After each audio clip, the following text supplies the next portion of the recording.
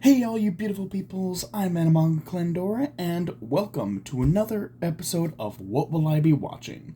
This time we are talking about the Summer 2026 lineup. And, this has a lot of sequels. just like spring, this one has a lot of sequels that I'm really looking forward to. In fact, it's mostly sequels. It's mostly new seasons of shows I've seen before. Um, there are a few that I want to. There are a few that I want to see that are new, and there's a few that I'm thinking about that I'm going to give a shot, but um, I'm not 100% convinced that I'm going to enjoy it. Um, I see the potential in some of these. I see the potential in some of these, but whether or not it actually hits, we'll find out. But anyway, let's just jump right into this. So, starting off with the sequels. First, we got another. First, we got part three of Mushoku Tensei, Jobless Reincarnation. We've got part three of that. Um, in Japan part one consisted of two seasons, and for some reason when it aired here in America, they merged the two seasons together into a single season, and I don't understand that. But in Japan, that is considered the first two seasons is considered part one, and then part two is seasons three and four. This is part three. This is part three, which is seasons five and six. And then there's going to be a part four, which will wrap up the whole series. And yes, part four has already been confirmed, so I'm real happy about that. I'm so happy that we're actually going to get the entirety of the story. Um, uh, and let's see. Next is You and I Are Polar Opposites, season two. I really enjoyed the first season. I thought it was really funny. It's just it is a rom com, just an actual comedic romance.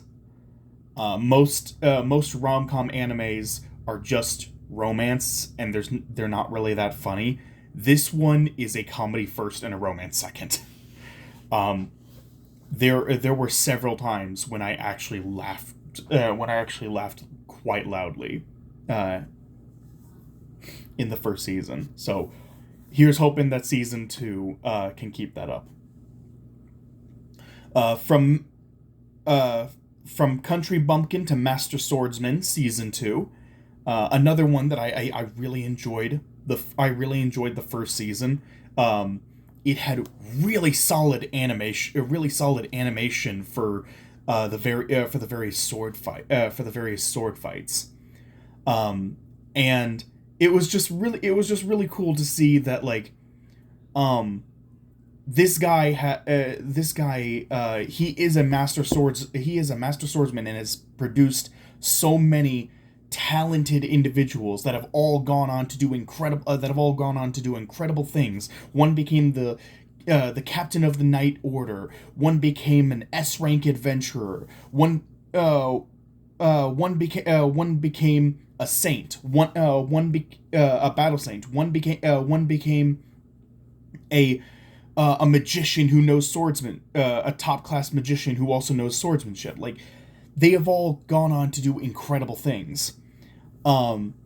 And uh, he has stayed in his city for so long. He genuinely believes that anyone can do the things that he does, because he's never actually pitted himself against. He's never pitted himself against people outside of his village, or the village nearby. The other village that's nearby. Like, he's never pitted himself against anyone that isn't from one of those two villages.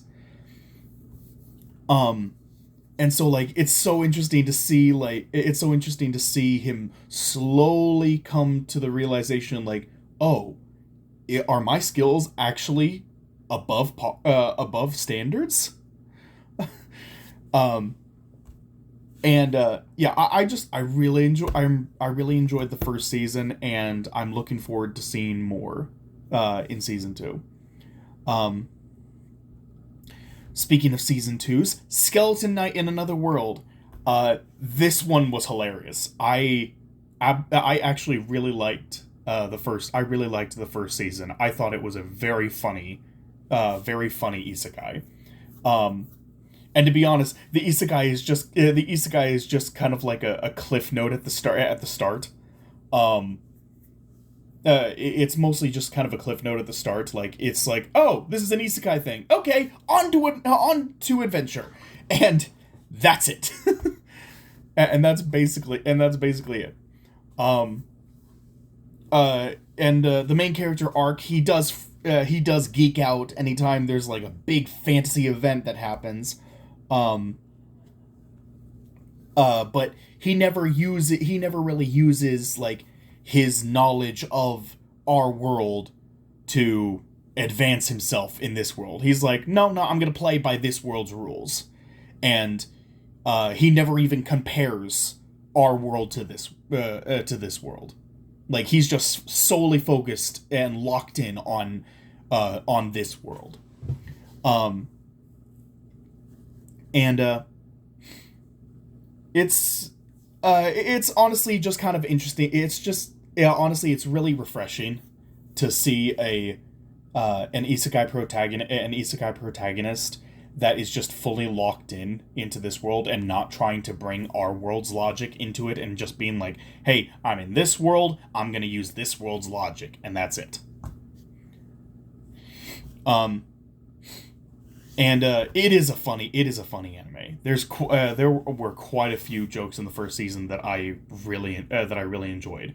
Um and it has some absolutely fantastic characters. One of my favorite characters from from the first season was what was his name? Gormamu, I think. It was a it, he was a ninja, and him and Ark became like brothers, brothers in arms, and they caused some major havoc um during one particular battle. Um, and it was really enjoyable. He became one of my favorite characters pretty quickly. Um, and of course, there's some gorgeous elf waifus in this. I do love me some elves. Uh, uh, so yeah, I'm looking forward to season two. Um, let's see. 100 Girlfriends Who Really, Really, Really, Really, Really Love You, Season 3. I was not expecting this. I was not expecting this. When it got announced, I was just floored because the team who made the first two seasons, they were like, hey, we're not going to make any more after this because it would just get way too expensive to constantly have everybody come in. Like they would have to hire like 100 different female voice actors to come in for each individual girl as the series went on, and it would just get way too expensive. And so they said that they were just stopping at season two, that they weren't going to continue beyond that. So I really did not expect this. So when it got announced, I was like, what? Oh, this is so cool. And we are going to be introduced to a couple of my favorites. There's a couple characters that we're going to get in this season. We're going to be introduced to six more girlfriends in this season, and a couple of them are some of my favorites for this season. One of them is a teacher who's a cowgirl who's obsessed with America, and another one is this really tall girl who's like a farmer, who just is a pacifist who just loves all life, um, and she constantly has like a butterfly just kind of resting in her hair. Um, it's really sweet. She's a very sweet and gentle character. But I really like both of those characters. So I'm looking forward to this. I'm really looking forward to seeing all of these girls in action in the new season. Next is the one that I know everyone is looking forward to. The one that has been, oh God, how many years has it been?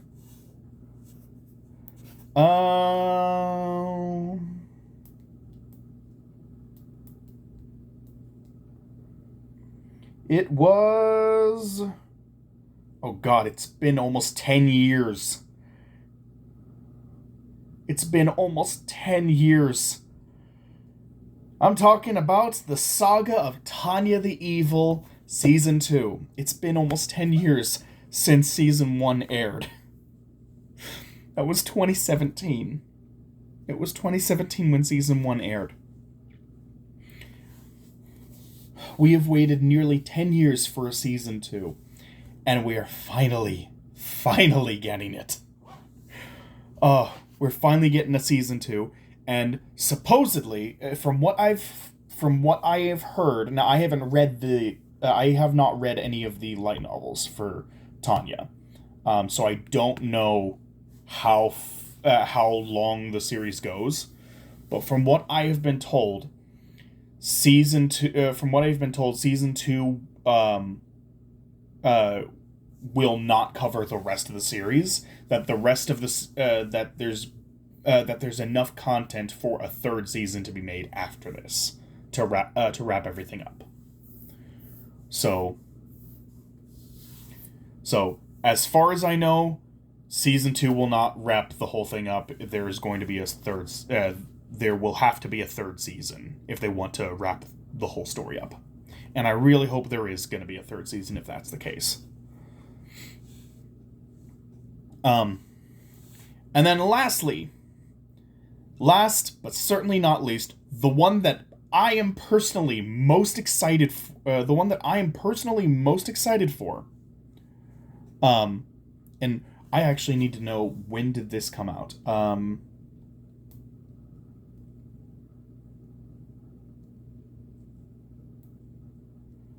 And Season 1 was aired when? Okay, it's been 4 years. It's only been 4 years? I thought it was longer than that. I really thought it was longer than that. But no, it's only been 4 years. Trapped in a Dating Sim Season 2. I love this isekai. Like, I absolutely love it. The main character is just such an asshole. In, like, the best way. Like, not like one of those, like, not one of those irredeemable pieces of garbage assholes. No, but, like, I mean, like, he's an asshole to the people who deserve that kind of treatment.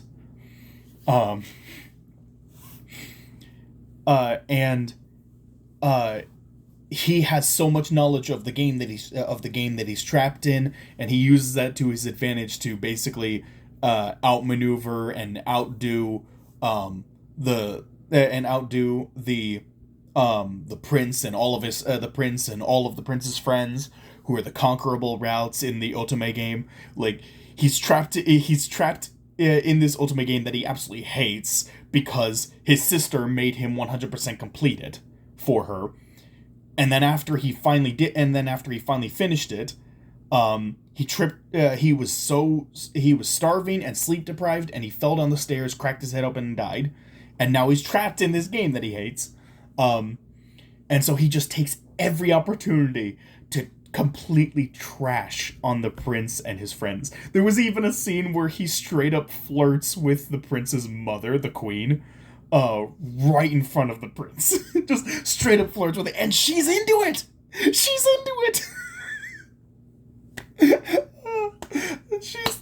totally into it, and I love that. Oh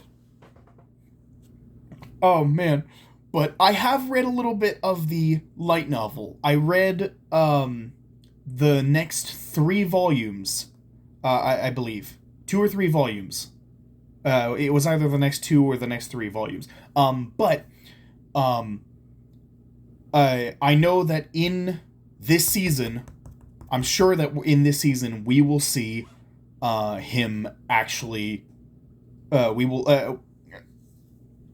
At the end of the first season, it was left ambiguous whether it was left ambiguous exactly what was going to happen with him and the 2 girls in his growing harem, because he is going to get a third. He is going to get a third girl. I do know that, but it was left ambiguous, like exactly what their relationship was going to be. And I know that in one of the next couple light novels, he actually ends up getting married. He actually ends up getting married to, well, I'm not gonna say, but he does get married. We get an answer to that, and I really enjoy it, and I'm looking forward to seeing it in the anime. But yeah, I'm really looking forward to this. This is amazing. Oh, I love the first season so much. It is so incredibly enjoyable and just so cathartic. Um because like the way he plays the game is the way I play games. The way he plays the game is he makes himself overpowered at the very start, so that way everything throughout the game is just a breeze to blast through, because he maxed out all of his stats at the beginning. At the first chance he got, he maxed all of his stats out. That's exactly what I do. That is 100% what I do. I take the earliest chance I have to max out all of my stats, and then once that's all maxed out, I just breathe through everything. I just breathe through everything after that. Oh, man. Oh, I'm looking forward to that. That's gonna be so much fun. Getting to see more of that. But now we're on to the animes that the animes that I know for a fact I'm going to watch. First off, we've got Though I Am an Inept Villainess. It's another villainess anime. Within the kingdom of Ai's opulent inner court is the thriving maiden court, where the empress and the 4 imperial consorts are chosen from 5 prominent clans. Among them, one pristine consort in training, Reirin Ku, stands out as the perfect candidate for the future empress. Her virtue and elegance are unrivaled, and she is flawless save for her extremely sickly constitution. Compared to the court's gentle butterfly, the boorish Keigetsu Shu is like a sewer rat, always staring at Reirin with bitter envy. Keigetsu is a disgrace to the maiden in court. During the night of a rare comet sighting, Keigetsu's jealousy reaches its peak, and she attempts to murder Reirin by pushing her off a balcony. Reirin is quickly saved from death, and Keigetsu is imprisoned to await her execution. Unbeknownst to all, Keigetsu has cast a spell to swap bodies with Reirin in order to steal all that belongs to her. But while Keigetsu is hindered by Reirin's frail body, Reirin fully embraces freedom and physical strength for the first time in her life, determined to live no matter whose face she wears.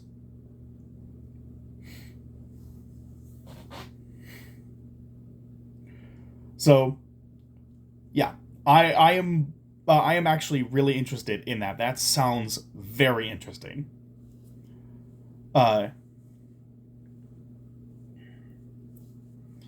Next up, Kaiju Girl. Next up is Kaiju Girl, and this is probably the one that I'm most looking forward to out of all of the new animes that are airing, because I read the manga of this one, not completely. I read like 20, 24 chapters, I think, um, and I really enjoyed it, and like I stopped there because I was like, oh, this has to get an anime, and I want to see the rest of this when it gets animated. So so I didn't get too far into it, but so Kaiju Girl, Kuroe Akaishi is an introverted, quiet, and seemingly normal high school girl.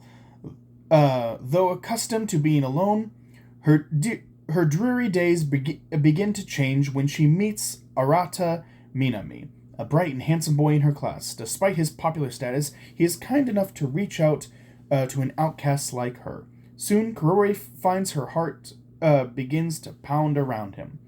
It keeps pounding and pounding and pounding until Kuroi transforms into a monstrous kaiju. She has a certain affliction. As her embarrassment grows, so do the monstrous appendages from her body. And when it hits its peak, she unleashes the full extent of her transformation. At the same time, Beauty meets the kaiju, and Japan faces off against the looming threat of the mysterious monster. Can Minami accept her feelings, or will he be too frightened off by her colossal form? Depending on his decision, the world may experience the full devastation of a girl's heart-pumping youthful love.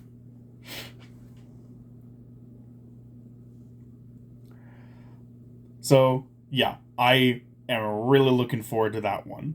Um, but let's keep going. We're already at 22. We're already 22 minutes into this. Next is Oh Boy, Was I Wrong About Her? I meet my childhood friend again, and she had become a beautiful and innocent girl.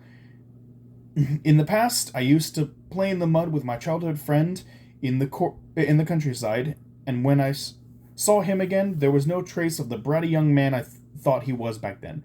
Only in front of Hiya only in front of Hayato, she threw away the coat she was wearing and reacted in the same way she did back then. The distance between you and me has not changed. So yeah, it's one of those rom coms where the dude thought his childhood friend was a guy, finds out, oh, it's a girl, and now there's a romance blooming between them. And honestly, I love romances like that. I love romances like that. I'm a sucker for a good rom com. Sucker for a good romance anime. Speaking of good romance animes, this next one has me very intrigued. I'm very curious about this one. Love Unseen Beneath the Clear Night Sky. On an April night in Tokyo, still too early for fireworks, university student Kakeru Mano meets a woman named Koharu Fuyutsuki. Fuyutsuki.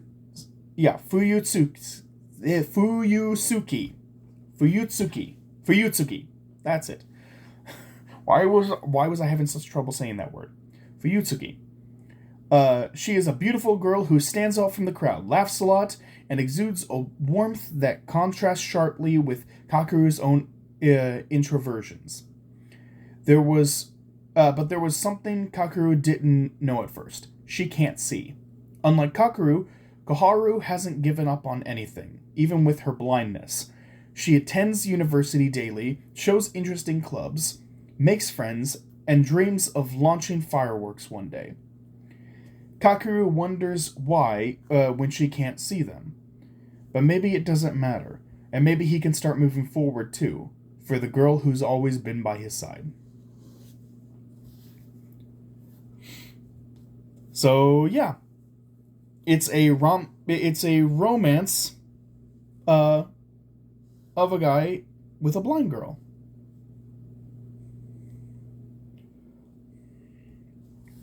So I'm really looking forward to it.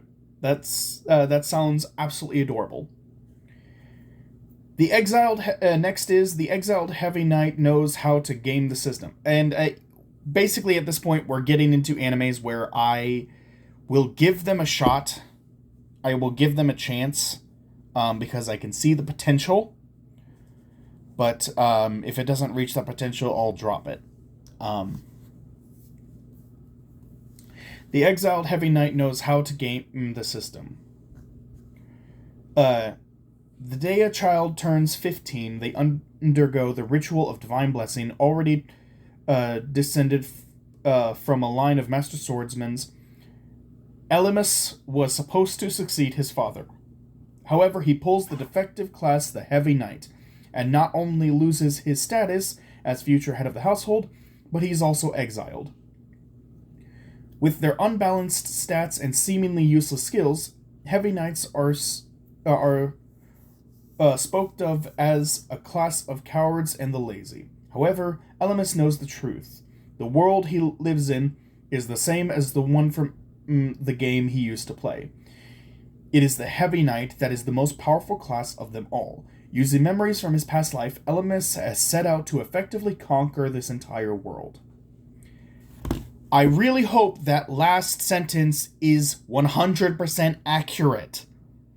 Like, I want to see this guy be like, I'm going to show the entire world just how powerful this class is, and I'm going to conquer the entire world. I will take over everything. Just show us a villain arc, okay? Where he's the one going around conquering the entire world, and nobody can stand a chance. Nobody stands a chance against him. Like, I want to see that. Like, give us, essentially it's kind of like Overlord. Give us something like that, but with a character who is still human. You know?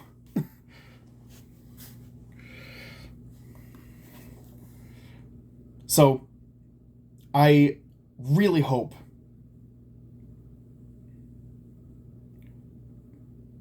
Okay.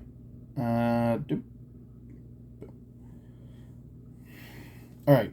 I really hope that that ends up being what it is. Next up is I became a legend after my 10-year-long last stand. The sorcerer Luck, that's apparently his name, Luck, believes this to be the end. Besieged by powerful demons, he makes the noble sacrifice of holding back their onslaught while his friends escape.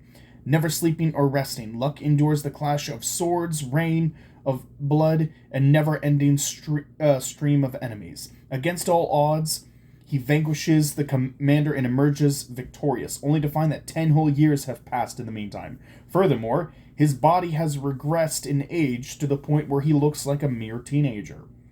Following his triumph, Lux soon reunites with his friends, the hero Eric Imgard Mendrivial, and the warrior Goran Morton. As they believed Luck to be dead, the pair made sure he went down in history as a hero and prepared to quell the rise of the demons themselves, unaware of Luck's feat. With all this in mind, Luck just wants a laid-back life, so he applies as a novice adventurer under the name Locke, and sets out on a journey alongside brand new companions. Now, this could be interesting, because like this makes it seem like he eliminated all the demons. Like the other two heroes, they were planning on going to war against the demons, and they're unaware that Luck already defeated all the demons. There are no demons left. Like, and people just have not really realized that the threat is technically passed. The threat has technically already passed at this point, and people just haven't caught on to that yet. And so, like, this is basically just kind of a world of peace where, like, sure, there's some monsters here and there, but that's basically the extent of the threat. So this could become something interesting. I see potential with it, but I also see that this is absolutely something that could be this is potential that could be squandered super easily. So I will cautiously watch the first few episodes. Um, Next is From Overshadowed to Overpowered, second reincarnation of a talentless sage. The Sage of Wind, Eftal, is a reincarnated human coming from modern Earth. Reincarnated in a new world where magic is real, he decides to devote the entirety of his life in the pursuit of magic. Despite his efforts, though, he discovers that he is absolutely talentless in magic and breathed his last in anguish. But it isn't the end for him just yet. He reincarnates once again, bearing the same name, Eftal, 400 years later. Having retained his knowledge and power, he steals his resolve and once again sets his sights for the peak of magic. However, in a surprising turn of events, he discovers that magic has terribly declined. In this era where powerful spells are a rarity, his talentless self is now completely unmatched. From the depths of powerlessness to the peak of power, the talentless but peerless mage's journey to the top starts now. So, he basically learns basic spells. Because, like, he has no talent, he basically can only use basic spells. And then he reincarnates, dies in that reincarnation, and then reincarnates again 400 years later, and now his basic spells are considered the peak. And so I'm curious, like, if the basic spells is considered peak, what counts as basic 400 years later? So, like, I see there is potential here. There's potential, but once again, this is absolutely 100% the kind of potential that would be so easily squandered. I can see so many ways for this to go wrong. And for this to not be interesting. So, I will cautiously watch this one.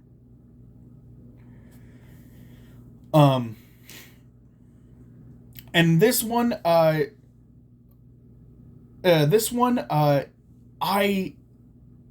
really hope this one ends up being good, because out of the four that I am cautious about, this is the one that I genuinely really hope is going to be amazing.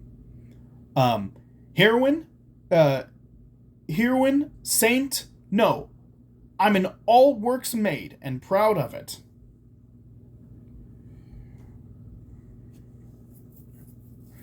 I will become the world's most powerful maid. With her skirt fluttering in black and white, the girl shouted. Her name is Melody. A reincarnated former Japanese girl, she now pursues her dream in her new life, working as an all-purpose maid for a poor count's family in the kingdom of Theolas. When she makes it, even cheap tea turns into a luxury brew. And a dilapidated mansion is quickly restored to new. Cleaning, serving, hunting, DIY, leave it all to her and her powerful magic. Unbeknownst to Melody, this world is actually an otome game, and she is the most powerful and invincible heroine, the Saint. Yet she remains oblivious to this fact. Romance with handsome men, attacks by the Demon Lord, work comes first. A fantasy of misunderstood work that unknowingly shatters destiny. This sounds hilarious. This absolutely sounds hilarious, and I really, genuinely hope that this turns out amazing. I can see how this would go wrong. That this could just be like a one-note thing, and just one joke, and they just continue to repeat that same joke over and over, and that would get very old very fast. But I can see the potential. And I am praying praying to Haruhi, praying to our Lord and Savior Rimuru Tempest that this ends up being amazing. I really hope it does. So, in any case, that is all 15. That is all 15 animes that I intend to watch. All 15 animes that I intend to watch throughout this season. Again, 4 of them provisional. I'll watch the first 3, see if any of them strike me. But I got 11 animes that I absolutely intend to watch all the way through. So, let me know in the comment box below. Are you planning on watching any of the animes that I listed off? Are there any animes that you're looking forward to that I didn't list off? Let me know in the comment box below. I'd love to hear your thoughts. In any case, thank you all so much for watching. Hope you all enjoyed. Like, comment, subscribe, hit that notification bell, all that good jazz. And I will see you all in the next video. Take care, everyone.